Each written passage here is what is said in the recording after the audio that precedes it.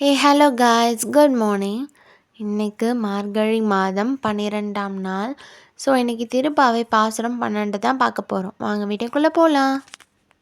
கனைத்திலங் கற்றெருமை கன்றுக்கிறங்கி நினைத்து முளை வழியே நின்று பால் சோர நனைத்தில்லம் சேரார்க்கும் நற்செல்வன் தங்காய் பனித்தலை வீழ்நின் வாசற்கடை பற்றி சினத்தினால் தென்னிலங்கை கோமானை செற்ற மனத்துக்கினியானை பாடவும் நீ வாய்த்திறவாய் இனிதான் எழுந்திராய் ஈதென்ன பேருறக்கம் அனைத்தில்ல தாரும் அறிந்தேலோரெம்பாவாய்.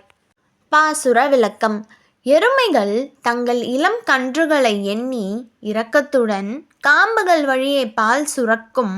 இதனால் வீடு முழுவதும் சேராகி இருக்கும். பெருஞ்செல்வனின் வீட்டு தங்கையே, பனித்துளிகள் எங்கள் தலையில் வீழ நாங்கள் உங்கள் வீட்டு வாசலில் நிற்கின்றோம்.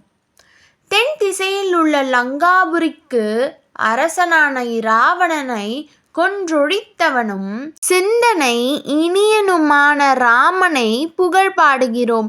எங்களின் குரலை கேட்டும் நீ வாய் திறவாமல் தூங்குவதை எல்லா வீட்டினரும் அறிந்துவிட்டார்கள். இதனால் உனக்கு வரும் மதிப்பை அனைவரும் அறிய வேண்டுமென்று கிடக்கிறாயாகில் அங்கண்ணும் அறிந்தாயிற்று நீ விரைவாக எழுந்து வருவாயாக. ஓகே காய்ஸ், இன்னைக்கு திருப்பாவை பாசுரம் 12 பார்த்துட்டோம். நாளை வீடியோவில் சந்திக்கலாம்.